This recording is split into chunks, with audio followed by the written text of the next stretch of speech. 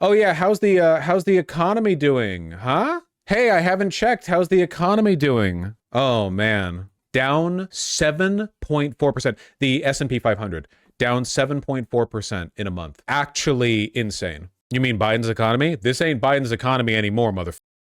We're in a different darker zone now, okay? Can you feel it? Yeah, we're in a zone of great uncertainty. Great uncertainty. My God, man. Egg go down. I'm afraid the more than the eggs have been hit. I'm trying to find this is from March 10th, but I mean the pattern's been maintaining. It's like every day with this shit.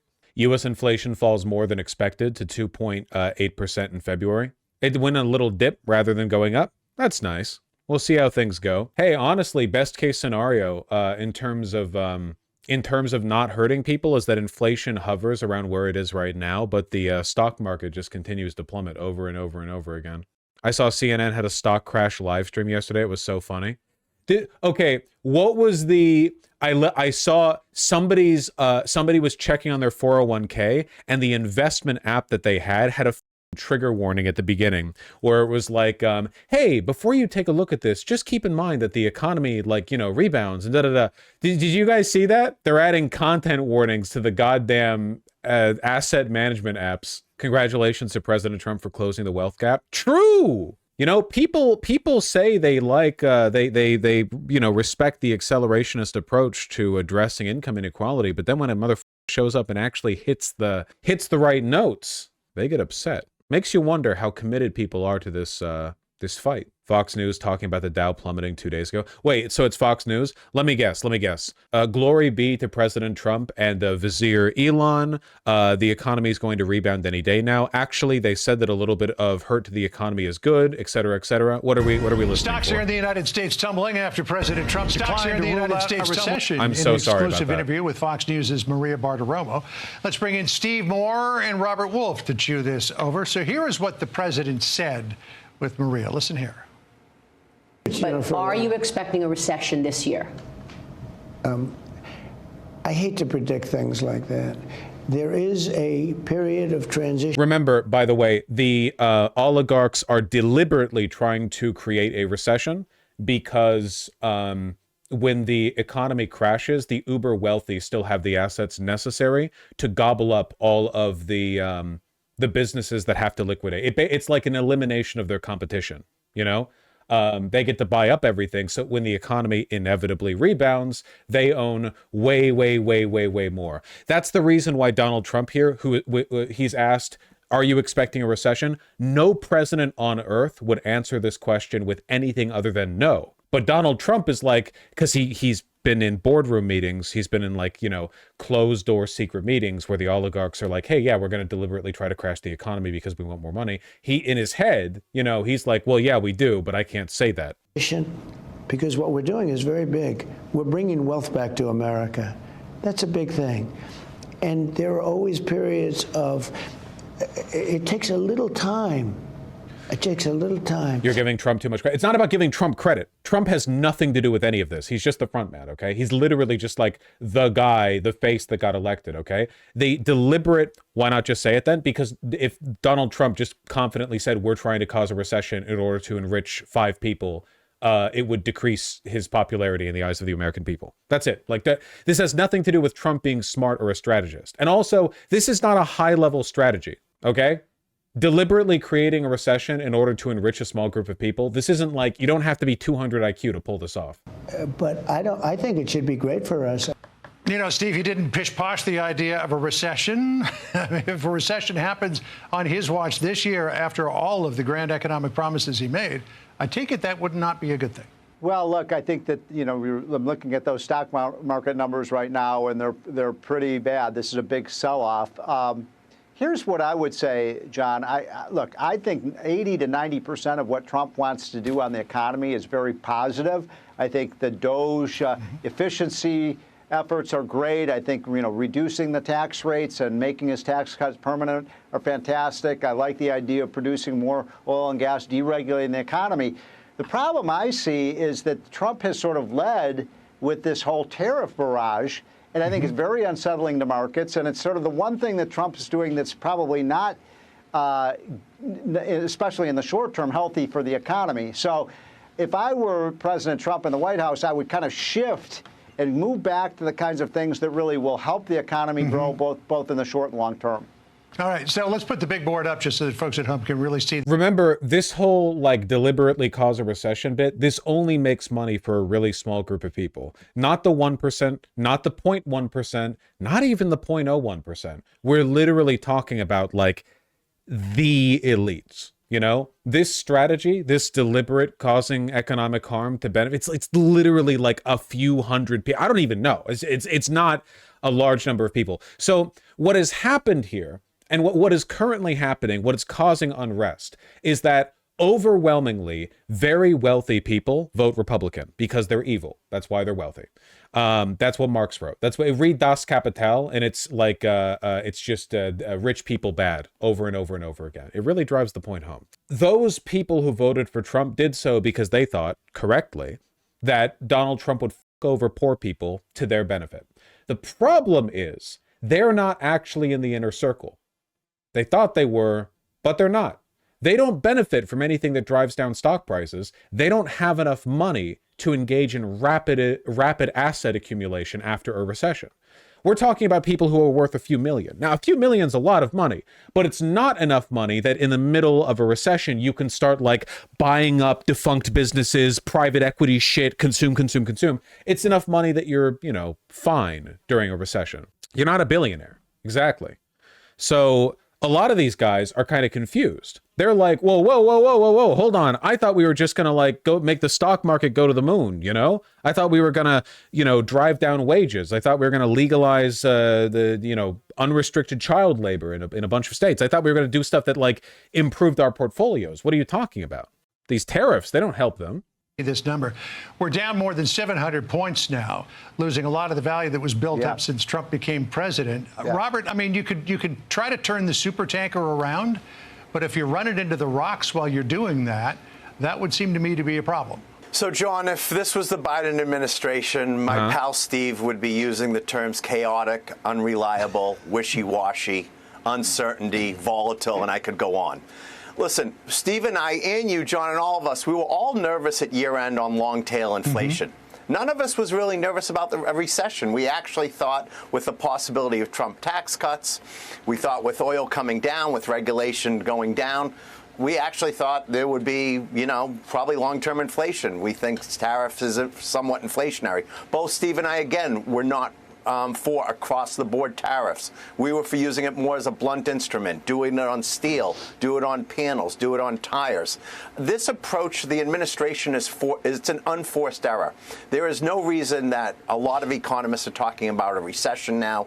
And they are, because trade wars, we're starting to lose jobs, specifically in the government sector. You had the Atlanta Fed bring down GDP. To negative.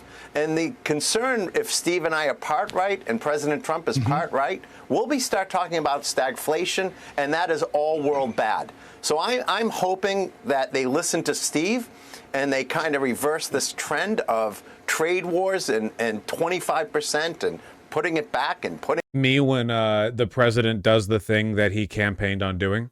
Devastating, right? It on, and now you have Canada not backing off and China not backing off. I just think this is an incredibly unforced error. And in terms of the trade war, where it may go from here, the incoming new Prime Minister of Canada, Mark Carney, had this to say about tariffs. Listen here. We didn't ask for this fight, but Canadians are always ready. Yeah, keep in mind, this is on Fox. So the Americans, they should make no mistake, in trade as in hockey, Canada will win. When you live in Canada, and I know because I grew up there, everything's a hockey analogy. But he's an economist. He's also a former governor of the Bank of Canada. He knows about this stuff, Steve. By the way, earlier on Twitter, I can't find it now, but I found, I think it was the S&P 500 tracking after each president's inauguration. So you can see like Obama, Trump's first term, Biden, and then Trump's second term, where it's the only one that went down. Can anyone find that? Specifically, I don't know if the S&P or GDP or whatever. I'm a big hawk in terms of really getting tough with China, and I know the president as well. And that makes sense to me. I mean, China is a real danger to America in terms of their military buildup, in terms of their predatory trade practices and economic practices. They lie, they cheat, they steal. I would focus on China, John. I don't quite understand why we're engaging in Canada in this combative way right now. I do think if Trump could really concentrate on getting the Trump tax cut made permanent. I like the idea of that 15% rate reduction. I think that would be a big stimulus to the economy. You know, Trump a couple of days ago said, you know, we may need some short-term pain for some long-term gain. Yeah. The problem is the economy's in some trouble right now. Robert is right. And therefore, you don't want to impose short-term pain right now. You want to do things that are going to stimulate the economy, like deregulation and tax cuts. So Robert finishes off here. What about what Steve just said? You know, focus on China, don't focus. The copium is crazy. Yeah, but think about it. Like, what would you say? These guys, it is their job to praise Trump. They are told that. It's not like you get to have an opinion here, right? So how do you positively frame this? The way these guys are talking shows they're not even in the group. No, these people aren't in the in-group. Also, the people who watch this aren't in the in-group. Fox News, again, the in-group is like 5 people, you know? The in-group is like 5 people. It's, they have to find ways to construct this. Here we go. Okay, this isn't the exact chart that I was looking at, but it's still really funny. Focus on our partners in the USMCA. Hold on, finish the video. Well, John, you and I and Sandra, I mean, when USMCA came forward, that was one of the biggest things I was supportive of with the prior Trump administration. The idea that we're going back on something he applauded as one of his biggest signature policies makes no sense. So I'm with Steve. Focus on China. Right, that's great. Okay, dipshit. Look at this. Good Lord. There's Trump's second term, the blue line here, minus 7.8%. Absolutely phenomenal right down here. And then here's Trump 1 and Biden. Right out the gate. Guys, we are literally less than 2 months in. Less than 2 months in. We're so... Hey, listen, if inflation stays low, that might be best case scenario for us. You know? As long as the stock market keeps crashing. Better than stagflation, right? I'd rather like deflationary recession than inflationary recession, in my humble opinion. I mean, to an extent, they're both pretty bad, I guess. I just want to be able to eat. Don't be greedy. Wall Street keeps shaking because of tariffs. After jumping to a big early gain on an encouraging inflation update, the stock market lost all of it after other countries announced their retaliations following Trump's latest escalation in his trade war. Dude, I'm not even caught up in all this shit, man. So, okay, it was announced that inflation cooled. Okay, all right. As much of an accelerationist as I've become, like, all right, I'm not gonna, you know, all right, okay. Some people were predicting it going to as much as 5%. Could be jumping up like that. So what happened? Steel and aluminum tariffs, another trade war, Canada and the EU retaliate. How bad have they retaliated?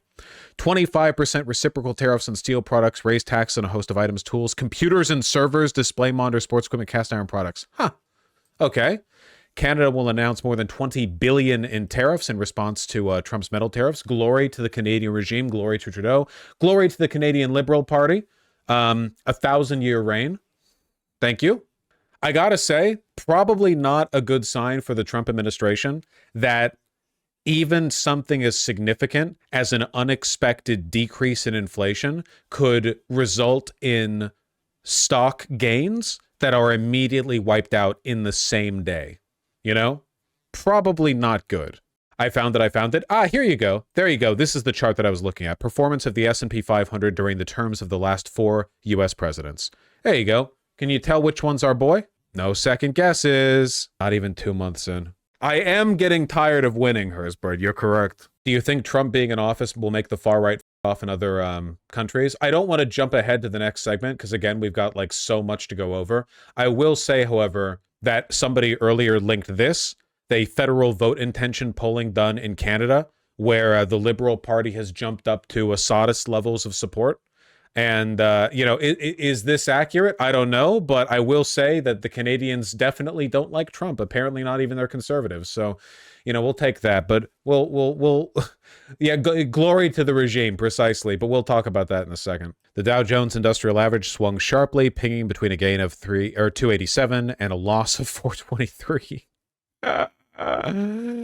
No! Imagine the Dow Jones going down 0.8% on the same day that you have an unexpectedly good inflation decrease, you know?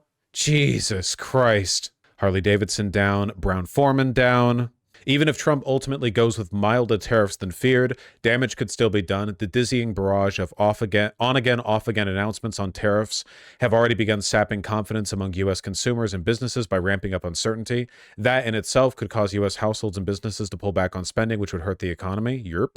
On Tuesday, for example, Trump said he would double tariffs announced on Canadian steel and aluminum, only to walk it back later in the day after one Canadian province pledged to drop a retaliatory measure that had incensed Trump. I've said it before, and I don't think it's an exaggeration. I genuinely don't think there would be any difference in the behavior of Trump if the goal was to destroy America, right? Like if you became president and you were actually a foreign agent and your goal was to destroy America, this is essentially exactly what you would be seeing, you know? I don't know what else you could really do to maximize this beyond this point, you know? Live updates in the Clash. Updated 14 minutes ago. I love it. Folks, is this a good beginning to the summary of your day in economic development? Global trade turmoil deepened on Wednesday. I don't know if that's good. Just a quick update for the day. He's tariffing Australia, but they won't tariff back. They'd better. Is the next 1,409 days going to be like this? You think this is going to last 1,400? But I've got bad news for you, okay? This is going to last a few hundred days or several thousand, and there's no in between. I've got bad news for you, man. Either Trump wins and it goes and it's like a Reich that lasts until this country collapses down around our ankles, or it lasts a few hundred days and they don't succeed. Something's gonna change, okay? Because what's happening right now is unsustainable. I don't think, guys, the S&P 500 is down 8% in less than 2 months. Do you have any idea what kind of, and it's not even down from something like a crash or COVID. COVID was one thing. We rebounded. A crash, the economy does that sometimes. It's just something that it does when it's in great distress. Okay. This is just deliberate. About current tariffs in effect, 10% on all imports China, additional 10% all imports in China, 25% with Mexico, 25% on most imports, lower rate for energy with Canada. Partially suspended, reprieve for goods that fall under USMCA trade pact, which is most things from Canada and Mexico. In effect, world 25% aluminum steel, unspecified tariff on agricultural products, all foreign cars. Right. Because like Tesla. Right. On to their retaliation.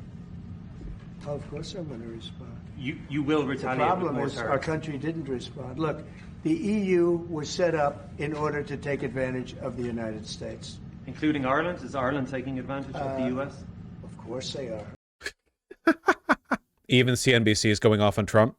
I'm going to say this at risk of my job, Kelly, but what President Trump is doing is insane. It is absolutely insane. It is about the 8th reason we've had for the tariffs. And now he's saying he's putting 50% tariffs on Canada unless they agree to become the 51st state. That is insane. There is just no other way of describing it. And the trouble, Kelly, is that it shows there are no bounds around President Trump. This is very different from the first administration, where there were people around him who seemed to, I don't know what the word is, but smooth over some of the edges now.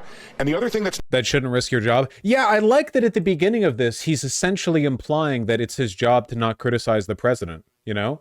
Like, he's an economic advisor. Is that true? Is it a risk to your job to criticize the economic policy of the president? Did anyone say that about Biden out of curiosity? To be clear, and this is just another reminder that all of the major news companies have been directly threatened by the Trump administration. 100%, 0% chance that's not true. I will, until my dying breath, whenever that may be, you can wait on declassified information. I guarantee you, and we'll find out sooner than later, rather than later, okay? They're just directly told, like, you can't criticize us. Not in this way, or whatever. Probably more so in the economic stuff. You do see criticisms from, I don't know, Daily Beast or whatever, but New York Times, Obviously, the Washington Post, Bezos literally said that he was no longer going to be doing free speech in the editorials. So, you know. Oh, hey, Bottling Sunshine. Nice to see you. Hope the con went well. I heard that it did. It's not talked about, Kelly, is what's going on within the administration in terms of how they're treating the Constitution and laws. I think all of that is bad for the attraction of capital. And the gentleman from Bridgewater is 100% right. We need massive amounts of capital if we want to fund our deficits, pay for the things we want to pay for, sell our bonds, and have high stock prices. And it seems as if this administration is doing everything it can to chase foreign capital away. Well, and we could go into the strategy of the insanity as a strategy in terms of our trading Insanity is not a strategy. Yeah, that's the kind of discussion you normally get from this institution. Insanity is a strategy. Whoa, hold on. Okay. You don't know for a fact that the first 8 points that we've lost from the S&P 500 by smashing our cock and balls with a rock means that the next time we smash our cock and balls with a rock, it won't go up by the same amount. It's a strategy. You don't know. You don't know that. I love when I look at AP News and the updates are like the most recent updates are still separated by seconds.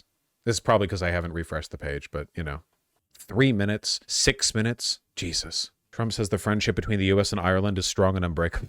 The Hibernian conspiracy remains the only explanation we have for what's going on today.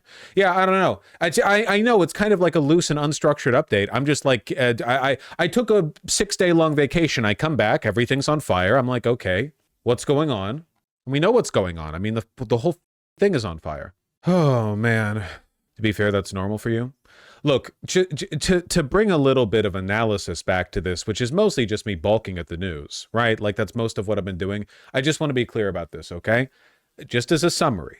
Okay, a lot of people think what is happening is the product of stupidity. To a large extent, that's true.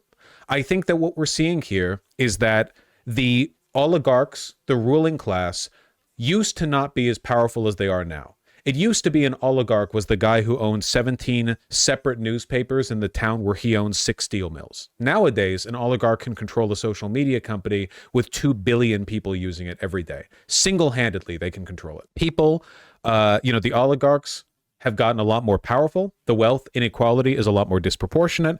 And a lot of these people think they're gods. You can read all you want about Curtis Yarvin or like the cult in Silicon Valley. But it's pretty obvious that people like Elon Musk or, Zuckerberg or Jeff Bezos think of themselves as deities. They believe in the kind of like, what do they call it? Not the church. They have the cathedral, right? The idea that like, they essentially think that everything in society could work if they controlled it. They're not even ideologically adherent to fascism. None of these people want to die for the blood or glory of their country, but they'll use fascism as a convenient, ideological fulcrum to get what they want, right? I don't think that any leader really is ideologically fascist. I don't think that Trump is. I don't even think Hitler was. I think that fascism is like the backwash, right? Fascism is what happens when somebody gets the chance to take advantage of a particular set of material conditions, but they're always self-serving in the end. Hitler shot himself in the head in the bunker rather than like gloriously defend his position after being arrested by Soviets. He could have stood trial. He could have argued the supremacy of the Aryan race or whatever. He didn't. He shot himself in the head because he was a bitch. All right. I think at the end of the day, usually these people are they're just taking advantage of the historical moment. I think and it's one of the reasons, by the way, why like very doctrinal principled liberals read up on things associated with liberal theory. You read your Adam Smith or whatever, depending on what branch you go down, there's something to read about there. What do fascists read? They don't. I don't know. Hentai? What are they like? I don't know. They don't really learn about anything. It's just vibes. Just vibes. Mein Kampf? No, they don't. They don't read Mein Kampf. No, they don't. They burn books. They don't read them. No, they don't read Evola. The people online who pretend they do, no, they don't. There's no fascist movement in the world that's built off of like a basis of thought from Evola or Mein Kampf or whatever the else. Meanwhile, entire nations have been built and collapsed off of like different misinterpretations of Marx or Lenin or whatever. It's too anti-intellectual. Exactly. It doesn't have that kind of basis. So I don't know. At the end of the day, these oligarchs, they think they're gods.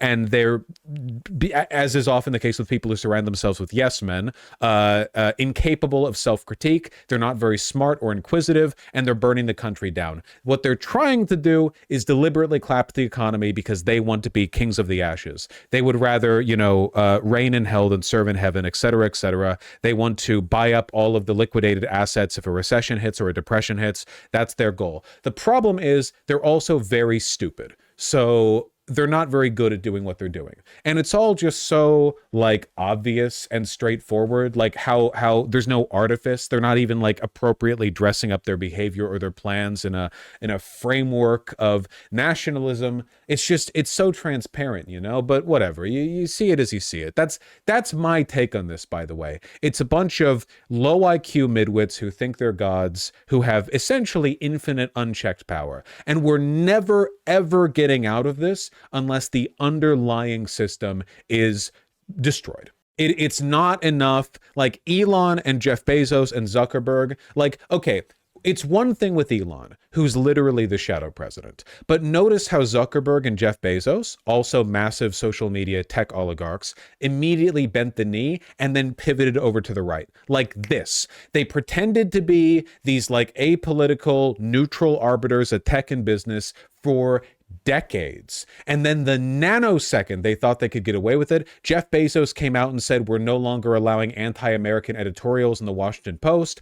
Zuckerberg went on Joe Rogan and talked about how like the epic and based and red-pilled fascism was, or whatever the he said in that interview, while pretending to be relatable as a lizard man. It's not them specifically. You could get rid of them and replace them with 3 different dudes, and they would do the same thing. You could do it over and over and over and over again. Get your good billionaires, get, I don't know, Soros or Mark Cuban, and put them in the same positions. They'll do the same thing. It's materialism. It's the material circumstances. You are creating a cauldron that produces people. You are, the system is a mold, and you pour people into that mold and they come out a specific kind of way. Maybe in the case of Elon, who is particularly like that, you pour in a bad batch and the mold makes it worse than it already was. Like, you don't just have a product of the mold, you have like a shitty product. Rather than pouring in lead or whatever, you pour in like liquid feces until it dries and hardens, and then you get the product of that. Okay, so maybe it's worse in his case,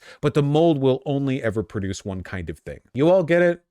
This is the problem with the Democrats, man. Even if the Democrats had the stones to resist the administration, which they don't, but even if they did, it wouldn't change the fact that they're not doing anything to address the underlying, except for people like Bernie Sanders, AOC, they talk about it. But apart from that, they're not even beginning to address the problem. And unless we do something about it, the rest of world history will just be a succession of more and more and more, like recurring waves of slightly more personable oligarchs making the same mistakes over and over again, which is, by the way, what happened with the monarchy. That was what happened. We got like 1,500 years in a bunch of countries across the world of monarchs fucking everything up. And then people went, oh, geez, that sucked. Well, this guy will be better. Surely the son of the Mad King will be better. And then it happened again, over and over. And it happened so many times that people convinced themselves that there was no other way of running government. Literally. It's not like there weren't people back then complaining about the king. They knew the king was bad. People know Elon is bad, but people in those days either didn't know how to, or didn't believe in, or didn't have the power to meaningfully critique the system. It's not about getting a better king. It's about not having a king.